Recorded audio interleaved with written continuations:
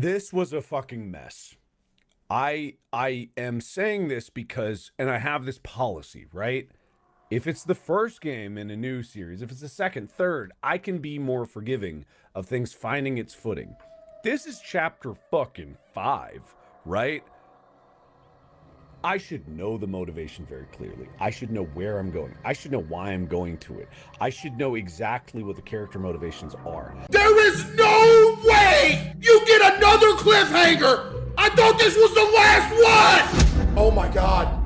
There's no way! Oh my, I am sick to my stomach.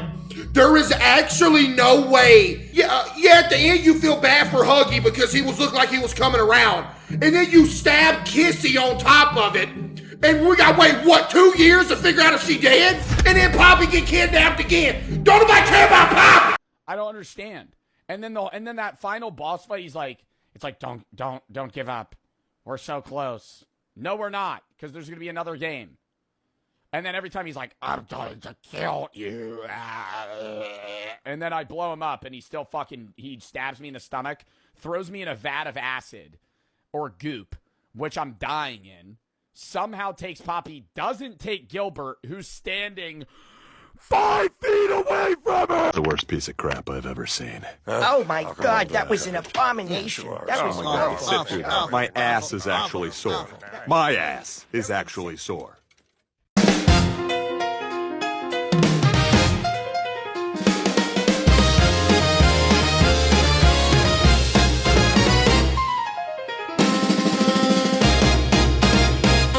Well, hey there, Indy, turn your dial. Dapper Don's here to make you smile with a co-host sharp and riff so true. We've got the laughs, the rants, the view. What's going on? Oh, what's the word? Indy's the city where we'll be heard. From Monument Circle to Broad Ripple on. What's going on with Dapper Don?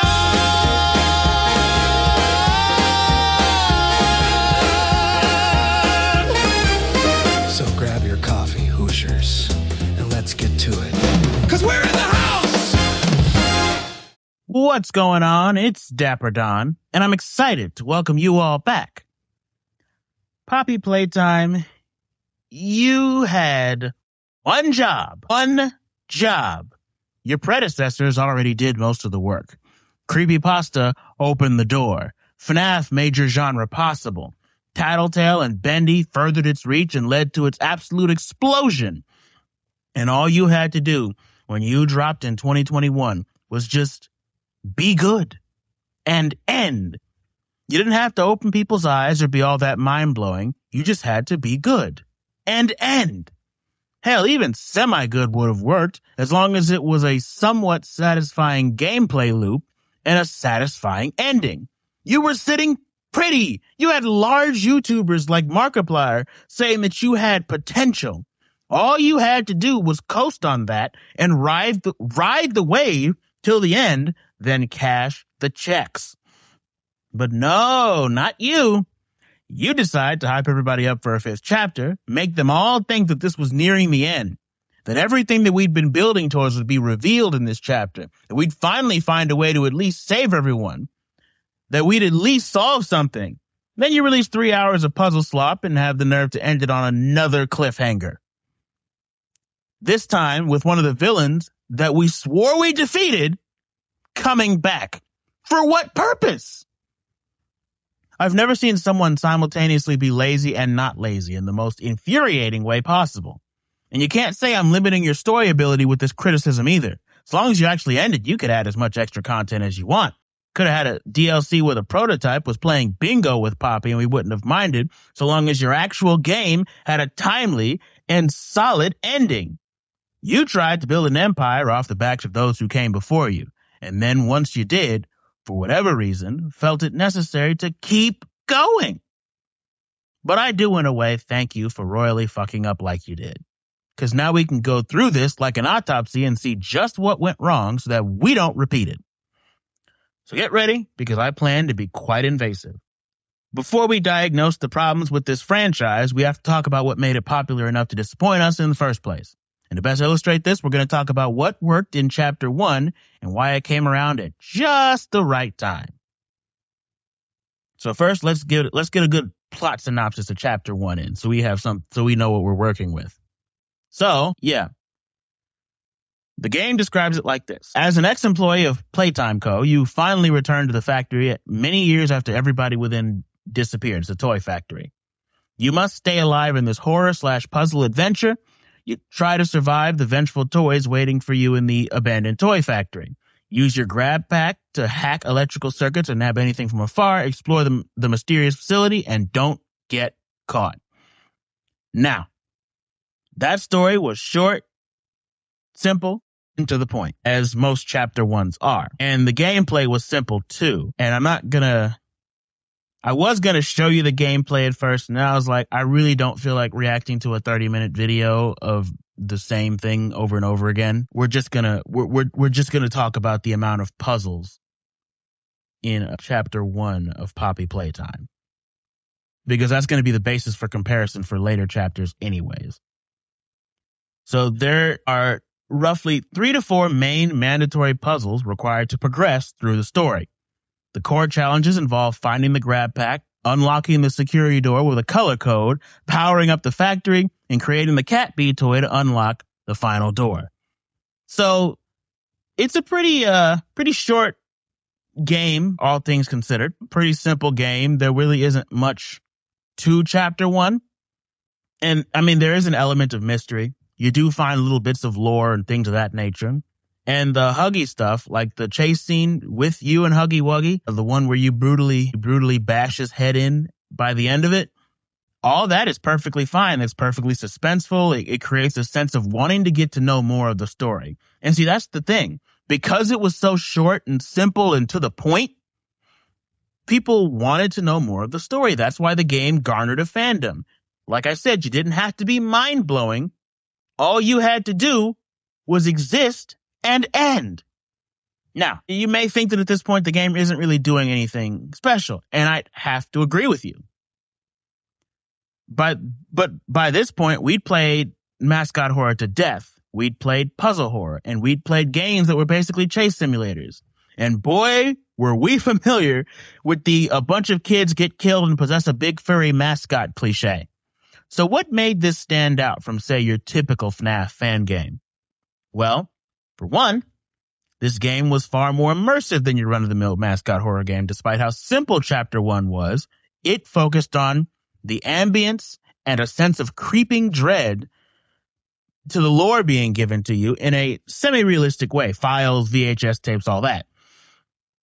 All of this set it apart from FNAF, from games like FNAF, where you had to know the Sonic 3 and Knuckles debug cheat code in order to get access to yet more lore saying the purple guy was coming back. That's not to mention that the character designs really felt like actual toys you would have had growing up in the 90s and early 2000s. FNAF's designs were great, but aside from the first game, you really didn't feel the horror due to the fact that the animatronics gradually grew further and further away from being somewhat true to real-life Chuck E. Cheese animatronics, and soon transitioned into being furry Terminator androids. Like I said, the sister location animatronics look like fucking fucking car hubcaps. Like, what the fuck? And just because the plot has an explanation for it doesn't make it scary or a welcome addition. Huggy Wuggy, for as goofy as that fucking name sounds, looks like something you get at a Build-A-Bear. Pop yourself looks like an American Girl doll mixed with a Bratz doll.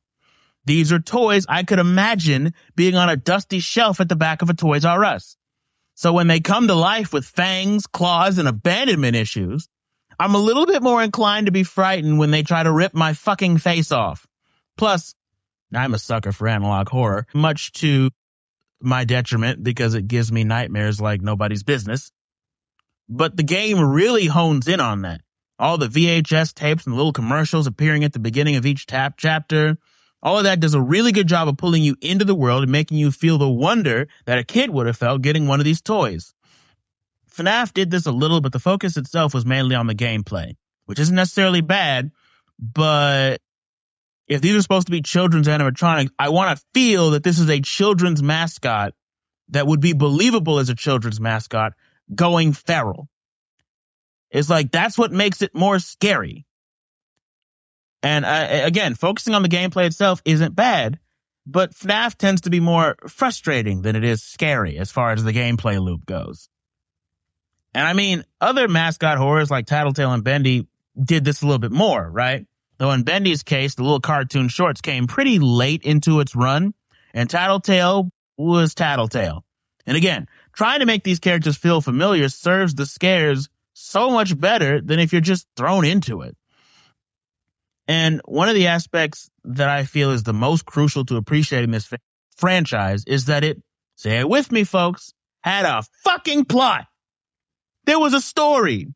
Yes, you had to do a little hunting to find it out, but in Outlast, you had to do that. Still, the plot seemed like it was going somewhere, like it had a narrative that it was building from the start, with a beginning, a middle, and an end, and a timeline that didn't take game theory to put it together, only for it to even then still be incoherent. Again, you had to do digging, but it was rewarding digging. And even if you didn't do any digging, you were at least somewhat able to figure out through clues found in-game. Markiplier found more lore accidentally in Chapter 1 than he found on purpose in FNAF 1. If you want people to take your game seriously, they need to know why they should care in the first place.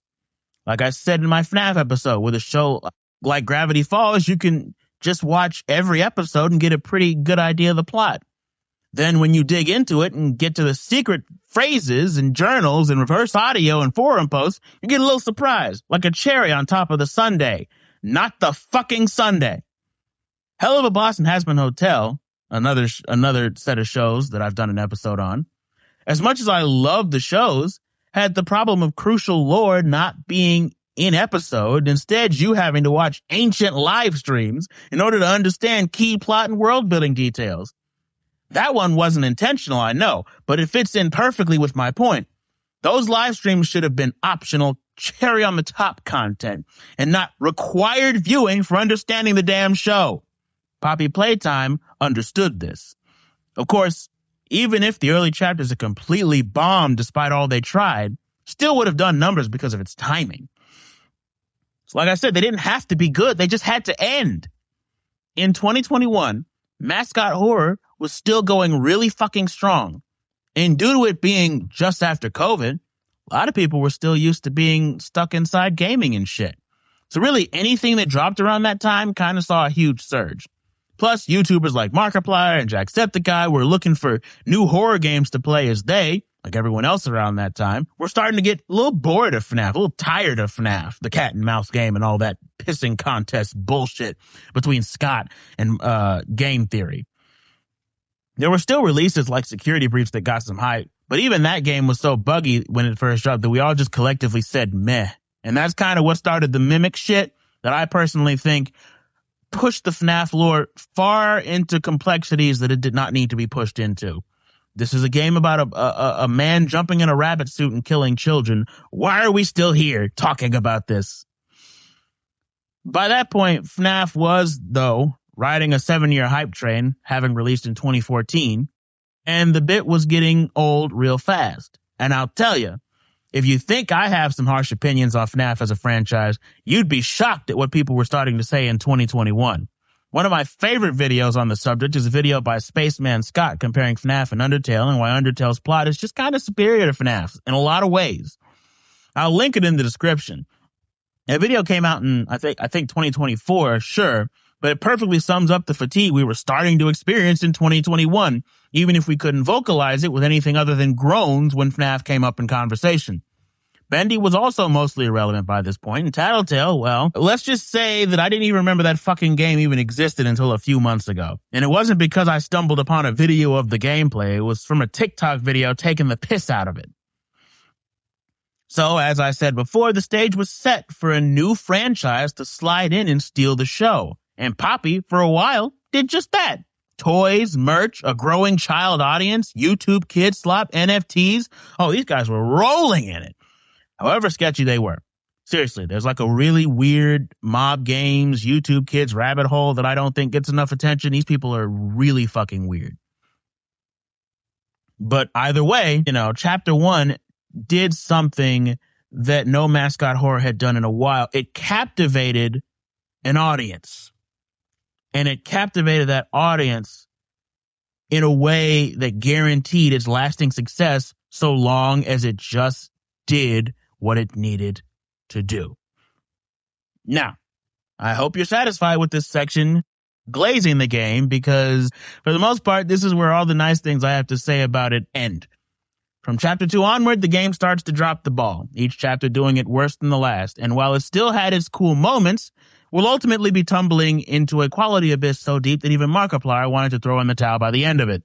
This is a man who sat through every single major mascot horror game to ever come out, which includes games like Hello Neighbor and Garten of Banban, and did so with mostly positive things to say, well, except for Garten of Banban, and maybe Baldy in some instances. But Poppy Playtime fumbled so hard they pissed him off. We're in danger, folks. But with all that said, we have reached our legally required groove break. We've covered a good chunk of ground so far, so we're going to take a deep breath, decompress, and try not to do any meth. Then we'll come back and talk about where this franchise took a turn for the worse and the developer mentality that leads to shit like this. Then we'll wrap up with our verdict on if this franchise can recover from this. It's going to be an interesting discussion, so you don't want to miss it. You're watching What's Going On with Dapper Don. Stay tuned.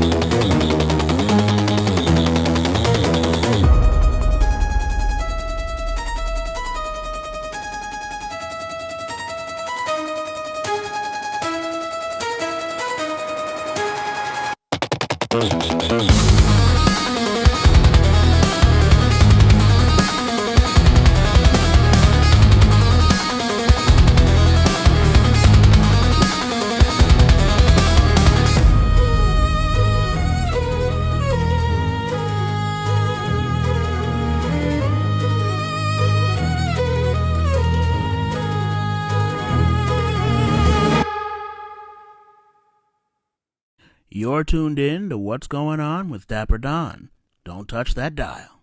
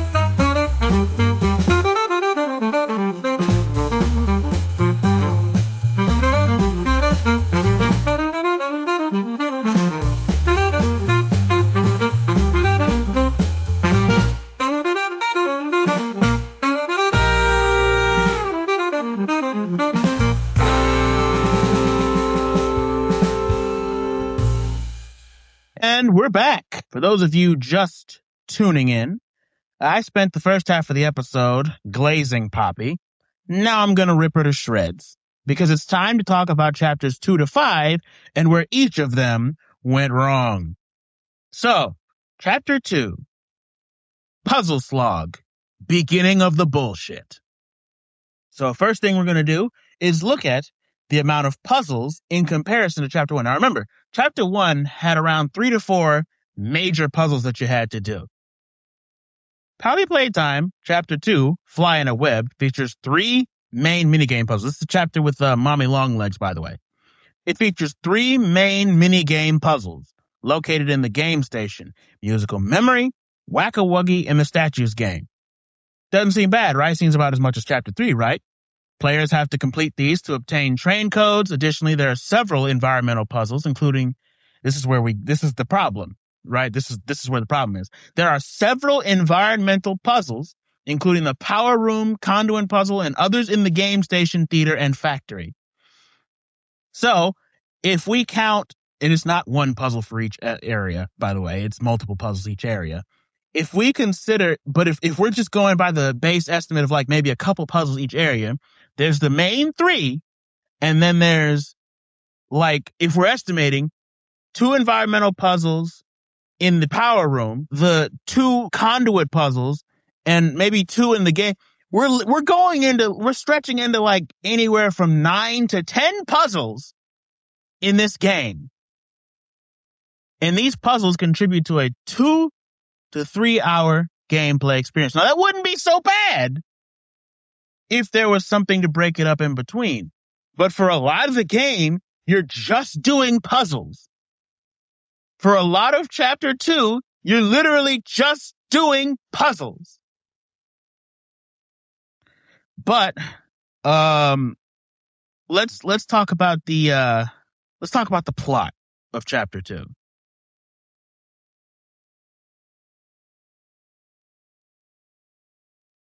So, chapter 2, Fly in the Web, follows the player deeper into the Playtime factory, where they are trapped and forced by the toy monster Mommy Longlegs to play and survive 3 deadly high-stakes games in the game station. The player explores new areas, gains a green hand, and attempts to escape by train, only to be betrayed. Now, again, not a bad plot, but like I said, this is where the puzzle slog begins. Now, you may not think a 2 to 3 hour gameplay loop is all that bad, but when you consider that in this gameplay loop, there's maybe only a few cutscenes actually breaking things up, and the rest is just you exploring and trying to find ways out of rooms, it starts to add up and become a little boring a little quickly.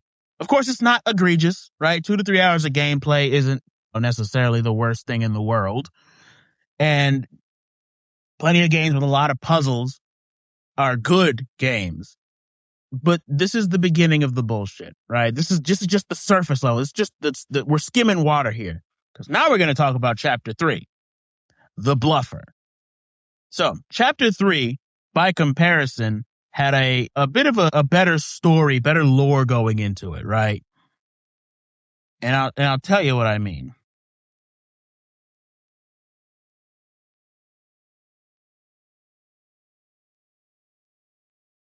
So, Chapter 3, Deep Sleep, follows the player, stranded after a train crash, exploring play care and underground orphanage within the factory.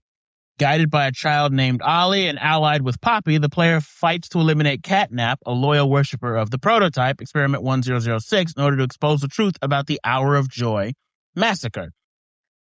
So the way this chapter is presented, we're getting into the good shit. We're getting into the nitty gritty. And they even have better monster designs, in my opinion. Like, the toy designs before were good, but like the Catnap's character design is iconic. I'm sorry. It's like, yeah, we've seen horror like that before, but this was it really honed in on the uncanny aspect, and it really did what it needed to do as far as portraying this Care Bears-like animal in a horrifying light. Then there's the Yarnaby stuff. The chase is there, and his design was pretty unique and pretty interesting to see. And then on top of that, there was that huggy-wuggy hallway chase scene. I think that was peak chases for Poppy Playtime. I really do. I think that was the best chase sequence in the game because it really honed in on the suspense, and it didn't really expect you to do too much of anything other than survive. And that's what a good chase sequence should be. Plus, there's a way bigger map in this chapter. Like, you go to so many more areas, but it doesn't feel like a slog.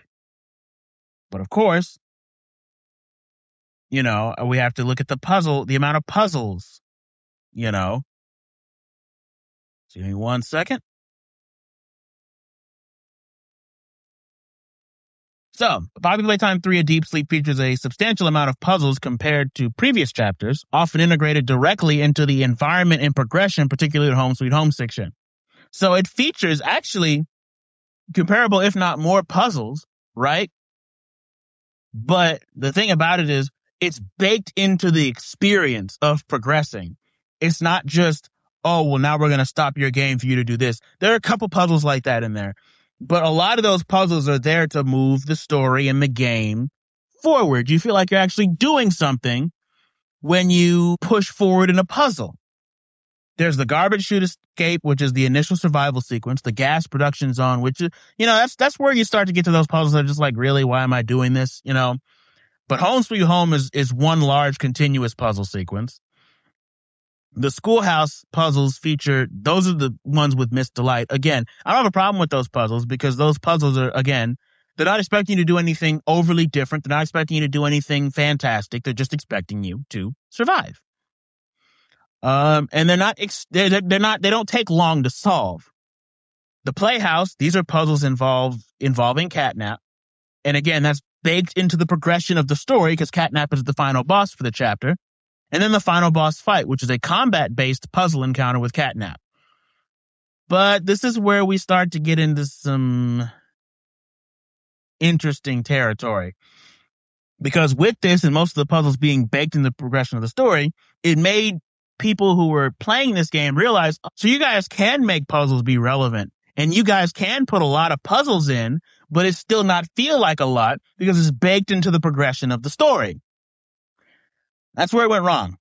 It set expectations way too high. Catnap is a very interesting character, and this is where the trend of yet another interesting character being summarily slaughtered and only developed posthumously kind of begins.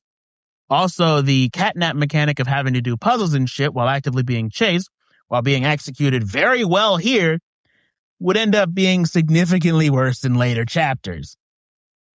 And you'll see what that's about here in a minute, because now it's time for chapters 4 and 5. Chapter 4 is the doughy chapter, and I like to call these chapters 4 and 5 the dick tease / the culmination, 5 being the culmination of the bullshit.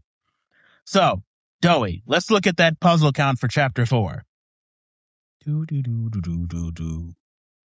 So, Poppy Playtime, Chapter 4, Safe Haven, centers on navigating, the destroyed Playtime Code facility, featuring key puzzles like a 5-digit code in 35198, a gas chamber sequence, and a 4 dynamite cave maze objective. So, again, puzzles comparable to previous installments, right? There were quite a few more puzzles that weren't inherently baked into the story, though. You see what I'm saying? A lot of... Hold on. Let me just... because I got to get to an exact puzzle count. Okay. So, Chapter 4 focuses on a longer, more narrative-heavy experience. And again, these most of the puzzles were baked into the story, but a lot of them were complex environmental puzzles rather than a high quantity of small ones that pushed the story forward. This is where you start getting into what? I got to use the grab pack to wrap around these electrical circuits and lift this platform, and this is going to take me how many minutes because the grab pack is hard to control and shit like that. But the storytelling is still intensive, and the monsters, like I said, Yarnaby, these are monsters that are praised for their designs, and Doey himself praised for his design, praised for his voice, praised for the nature by which he came about, which, you know, that's child experimentation, 3 children merged into one body. And he's very much praised for how he's portrayed. People love Doey. Doey's has been woobified. Worse than Stolas in Hell of a Boss, honestly. But yeah, it's not too many more puzzles. Like, again, chapters 4 and 5, chapters 3 and 4 don't have too many more puzzles, but they do this thing where they have a lot of small puzzles, and the big ones, the big complex environmental puzzles, are few and far between. And, you know, a Huggy Wuggy is notably not present in this chapter very much until the end. But, you know, even that sequence towards the end with the Lace PR announcement was peak, I think, peak horror, honestly. It built the suspense. It showed off this character and basically how they think of people and how they treat people and how they're talking to you, the player, at the end when you're there and you're not supposed to be. And Huggy Wuggy pulling up was basically like, yeah, we're back, motherfucker. And yeah, it might have been annoying, but it's like, I didn't mind it because it was well executed to me. But now we're going to move on to chapter 5. Giblet is your main ally here in chapter 5. And we're going to look up. Chapter 5 is where we get into the infamous stuff. So let's get into it.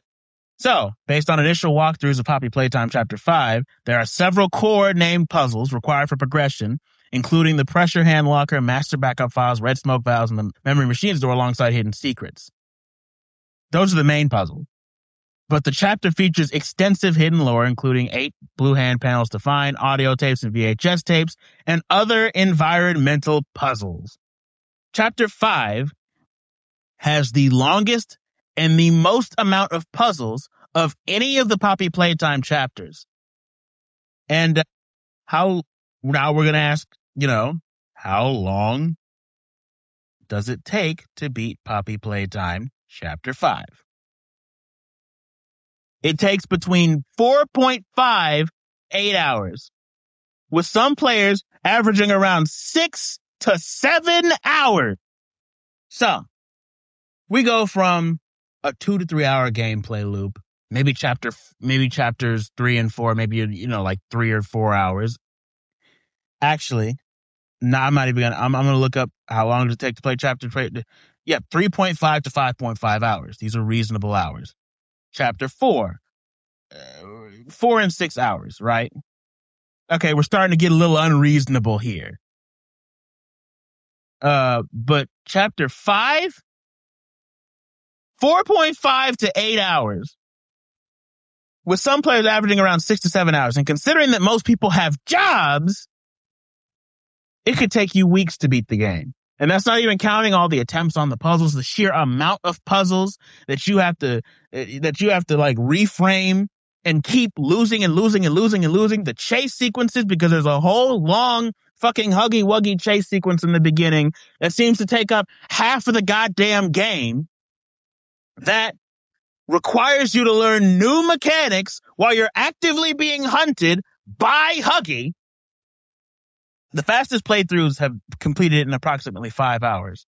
But nobody plays games at the fastest rate unless they're speed running, which means that you could potentially be playing this game again for weeks, maybe even months, because again, that's not even considering frustration. That's not considering anything else.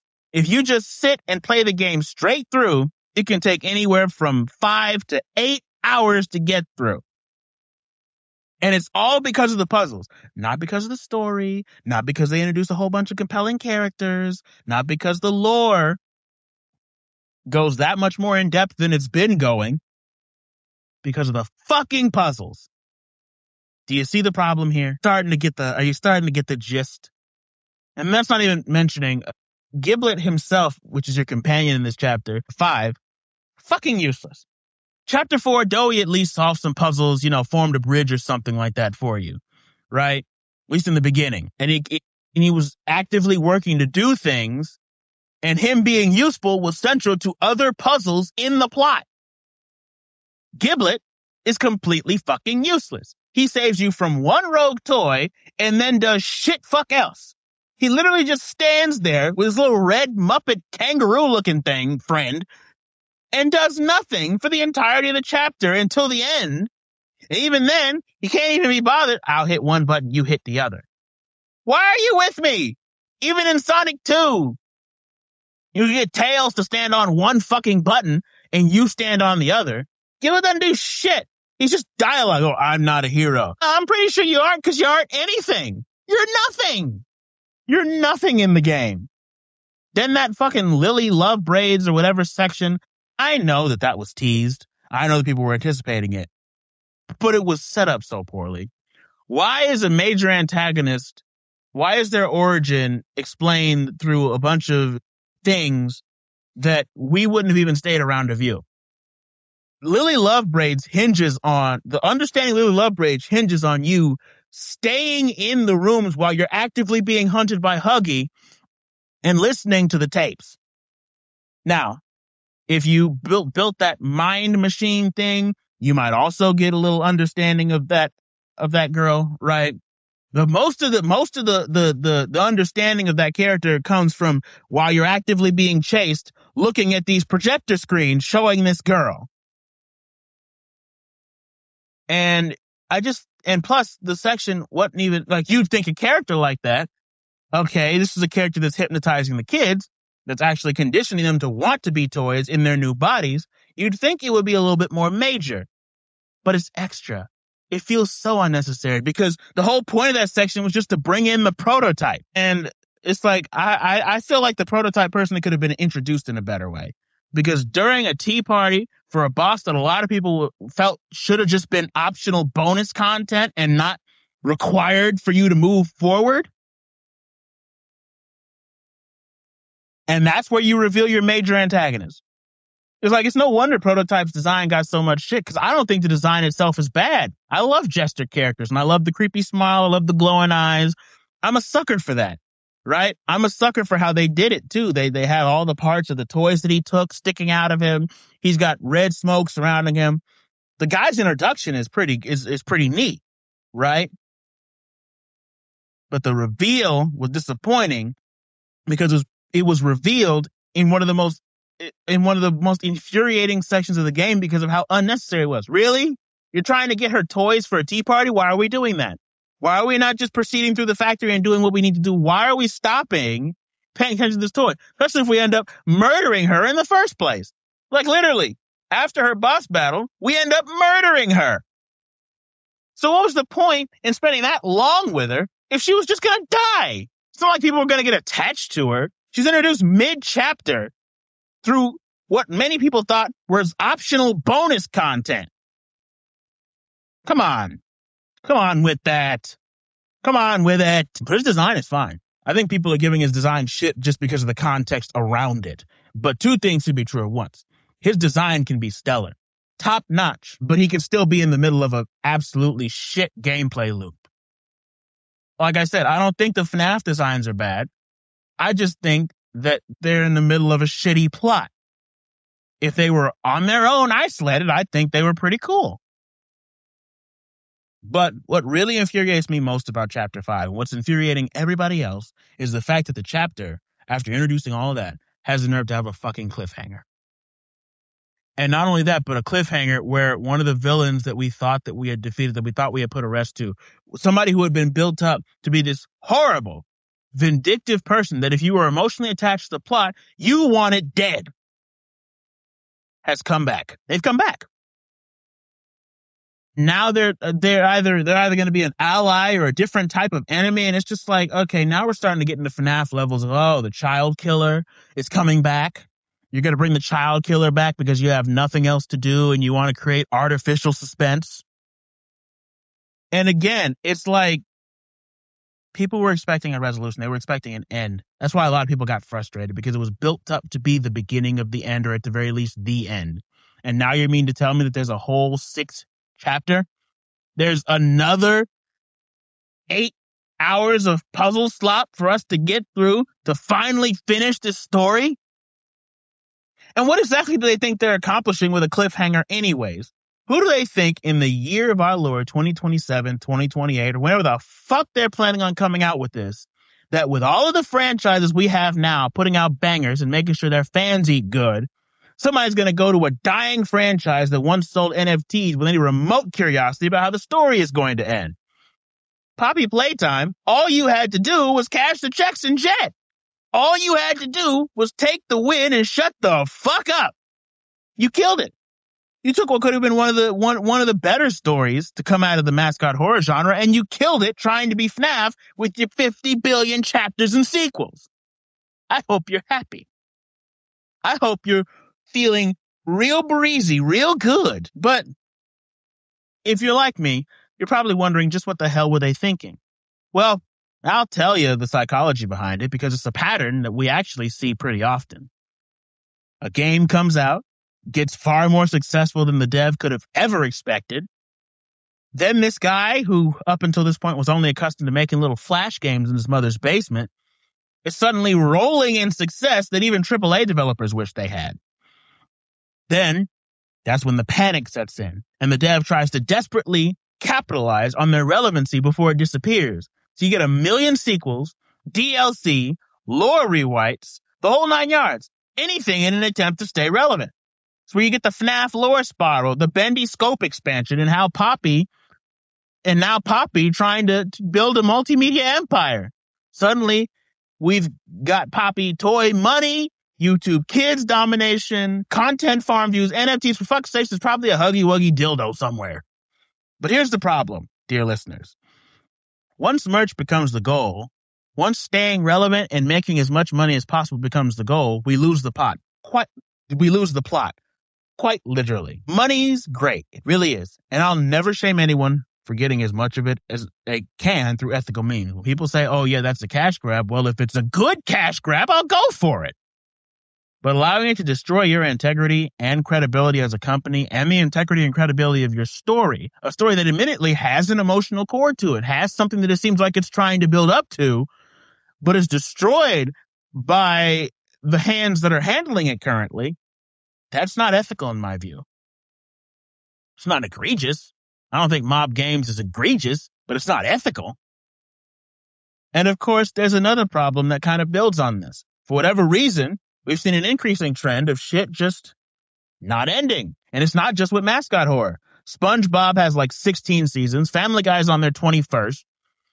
And, games like FNAF, which started the mascot horror genre, seemingly are pumping out sequels endlessly, in perpetuity.